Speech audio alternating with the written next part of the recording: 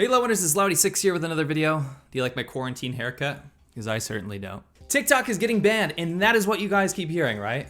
TikTok is banned, American government's gonna ban TikTok, Trump's gonna ban TikTok. It's a national security threat. For those of you who are uninformed, TikTok is I don't know how you'd be uninformed about this, but TikTok is a short form media app, meaning that you can make very short form media. Unlike YouTube, which you can make a 10-hour compilation of a jar of mayonnaise if you wanted to.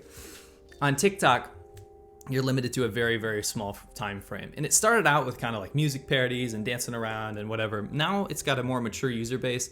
And there's everything from memes to politics to dance to cooking, really anything you can think of. It used to be chewing gum for the brain, and now it's like a new social media app. You find a lot of people just opening up to consume bite-sized forms of media. It's become wildly popular. So much so that it's been downloaded 165 million times in the US, meaning it's one of the most popular social media apps of all time. However, there's a recent cause for alarm, and that's that TikTok is actually owned by a massive Chinese corporation called ByteDance. And that's an issue since China has been at the forefront of the biggest intellectual property theft of all time. Since the dawn of mankind, China has absolutely pillaged the West of IPs. But we're talking about censorship here. We're talking about banning something. Not something the West is usually keen on, something that China is very, very guilty of. Keep in mind, China's banned almost every single social media app or even online platform from the West in its own borders to stifle conversation, to censor free speech, and to monitor its own citizens so that they have to use the domestic Chinese version of whatever they stole from the West. So let me highlight this issue so you can make your own informed opinion.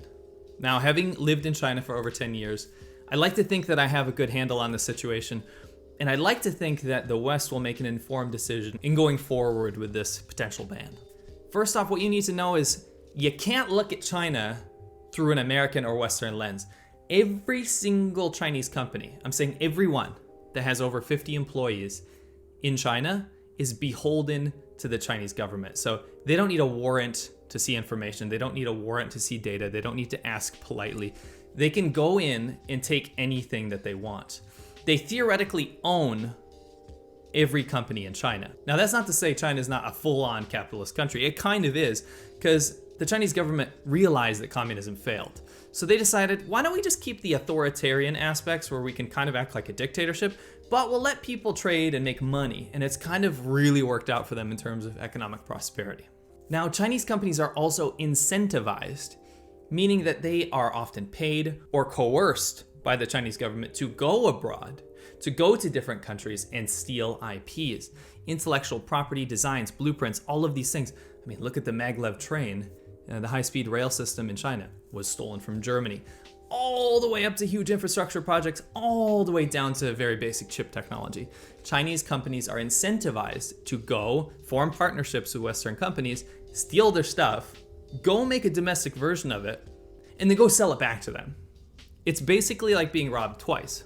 When the Chinese government is paying people or incentivizing people to go work in a tech firm in Silicon Valley, they go and steal that information by working there for a long time and getting to know people and having access to that information, being paid to go bring it back home, then making their own version that they can sell domestically within China, but also making a cheaper, often slicker version to sell back to the West. You have to see the hypocrisy here. This is in direct opposition to the rule of law that most American or Western companies are used to. So what does this have to do with anything? Well, if I use that logic, number one, to summarize, every Chinese company is owned by the Chinese government. They have access to every single piece of information that that company has. They're beholden to them no matter what is asked of them, no matter whether they have a warrant or not for that information, they have to hand it over. If you use that logic, TikTok being a Chinese-owned company should be a national security threat, right? It's not that simple. Last year, some senators in the US basically asked the intelligence community, they said, listen, we have to look into this. This could be a possible security threat. And that's kind of where we're at right now. TikTok pushed back on that. And they said, listen, you can claim that we're a national security threat, but guess what? All of our servers are on American soil. They're American servers. So whenever anyone logs in there, yes, it is a treasure trove of information. Name, IP address, all this kind of stuff that pretty much every social media app is guilty of stealing from you. That's all on American servers.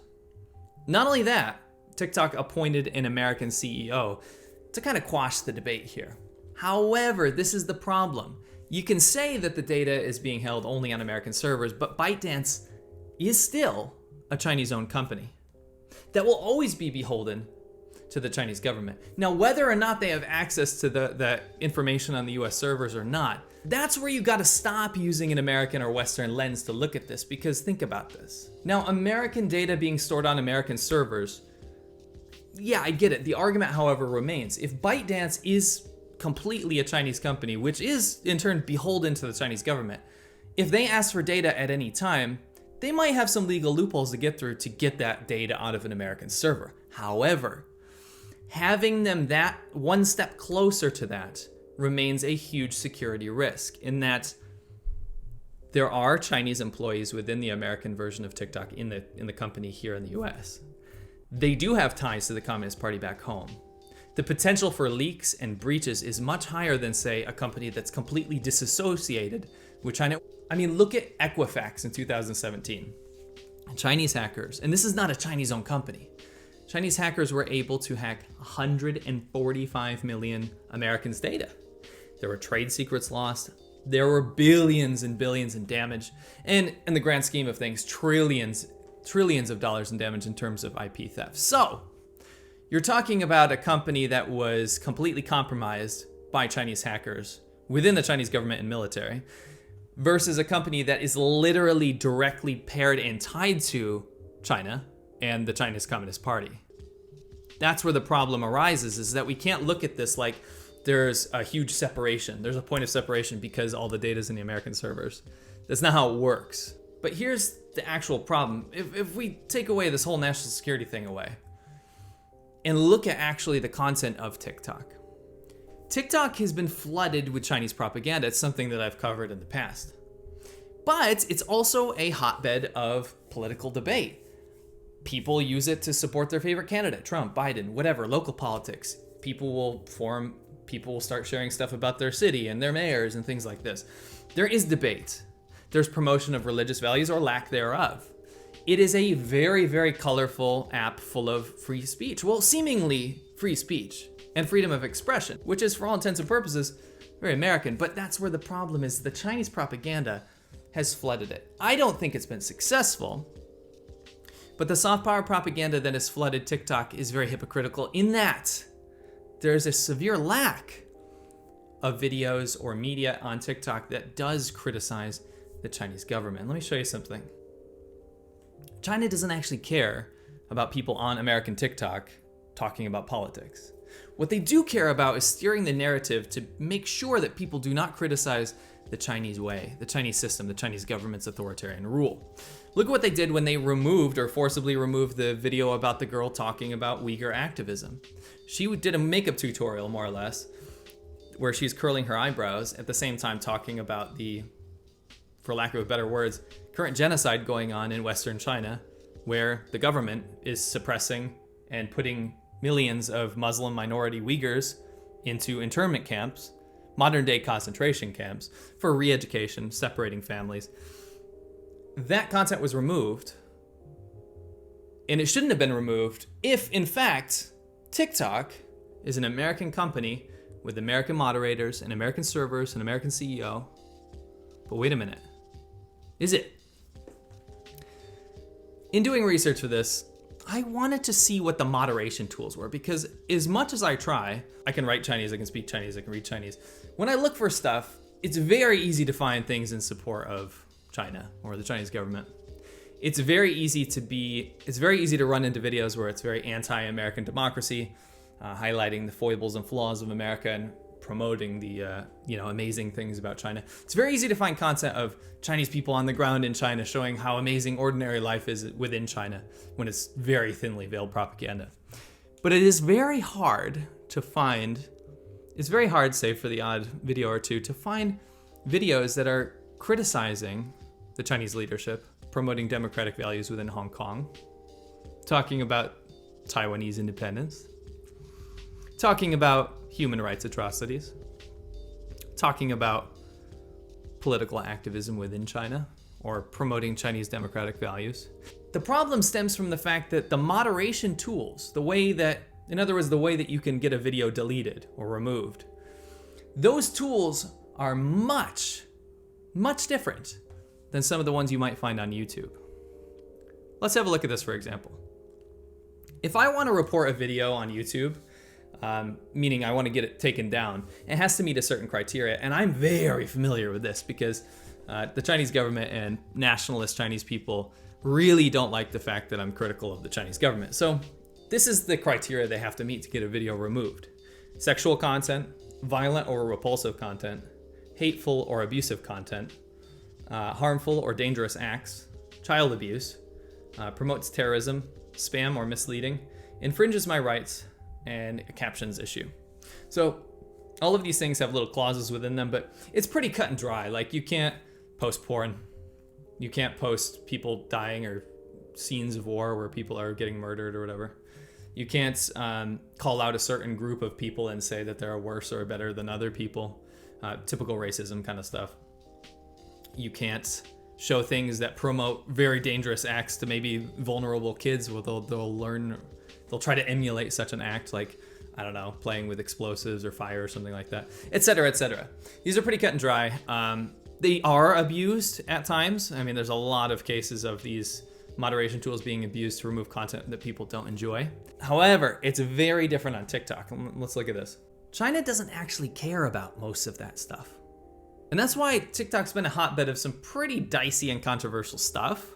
It's pretty poorly moderated in terms of values that most Westerners would have, but it's heavily moderated in terms of things that China certainly cares about. Let's look at the TikTok report video tools. If I want to remove a video on TikTok, the three most important tools are here on the top. And they actually mirror perfectly one of China's most importantly vague and terrifying laws, and that is the law against rumor spreading. This law in China puts people in prison, or worse, disappears people, for literally anything. It's like a blanket law that can cover any situation where the Chinese government is not happy with its citizens. You post something online that the government doesn't like, bye. You say the leader of China looks like Winnie the Pooh, bye. You say that the Chinese government should have done better at handling something like the pandemic or potential dam bursting, bye. These additional tools are very much in the same vein of that law within China, and that's actually one of the laws in China that makes it such a scary place to live. On TikTok, anyone, including Chinese people with using a VPN to get on the American version of TikTok, can report videos for the following. And let's keep in mind, there are hundreds of thousands of paid Chinese people in China to promote the Chinese government and to steer any dissent or questions about the Chinese government on Western internet. Number one, misleading information. Now, according to the Chinese government, anyone critical of its human rights abuses or questioning the Chinese government's handling of the coronavirus is spreading misinformation. This tool is baked in to the American version of TikTok.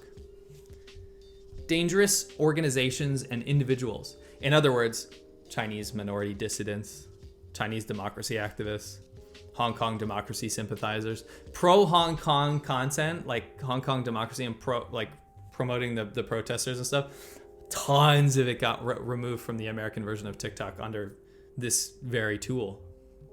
Illegal activities and regulated goods. So fringe religious practitioners, protests within Chinese borders. How many of those videos have you seen? Criticism of the Chinese leadership.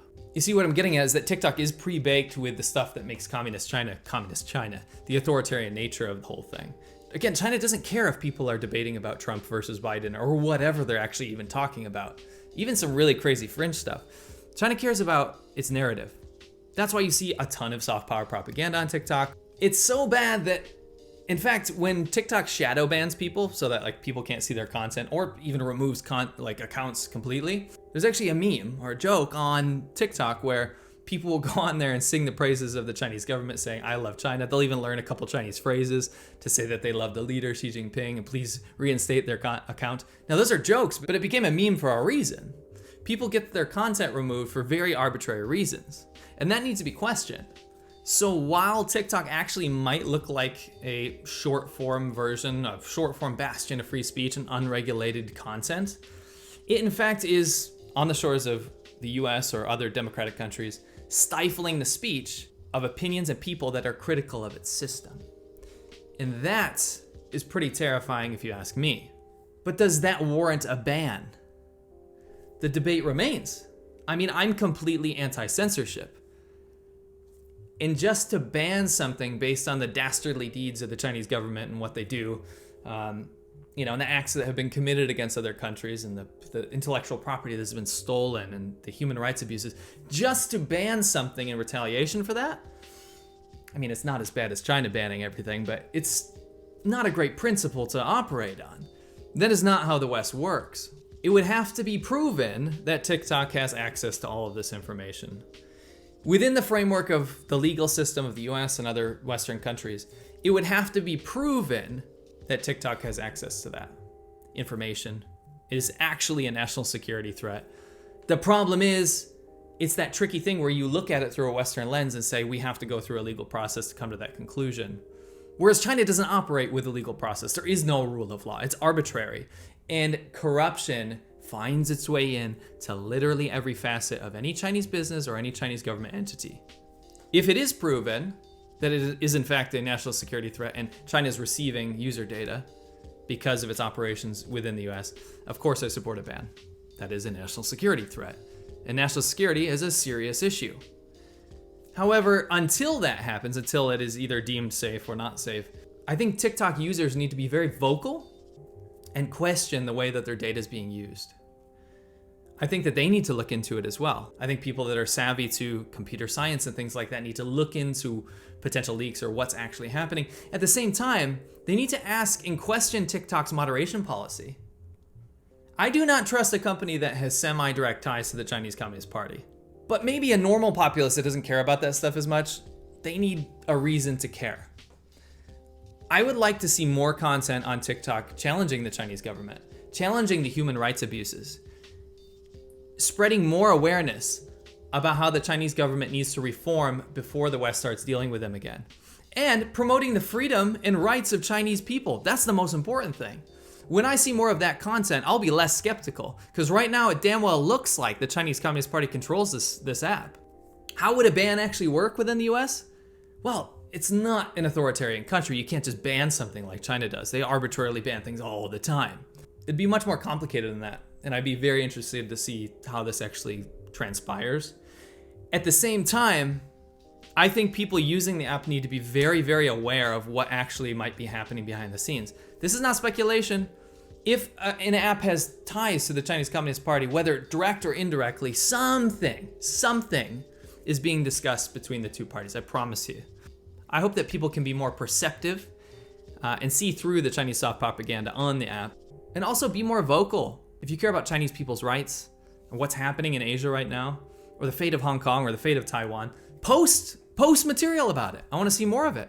I think more awareness around this and questioning the moderation tools that are involved in TikTok to remove things that are not in line with Western values would help calm down some of this hysteria surrounding the app. Also, check out this awesome Wu Mao t-shirt. If you hate Chinese internet censorship, then consider buying your Wu Mao t-shirt today. These actually went for one run and they got so popular that so many people asked for them to come back. So they're up for like another week or two. So go check out everpress.com/wu, W-U-Mao, M-A-O, and pick these up. Limited time only. Don't forget that if you go to patreon.com/Laowinner86, you get behind the scenes content. I answer my emails on there every single day, so you have access to talk to me every single day. Every morning, it's a routine. We have an awesome community there, and you actually help keep this channel going. And I want to say thank you so much, Laowinners, and I'll catch you on the next one.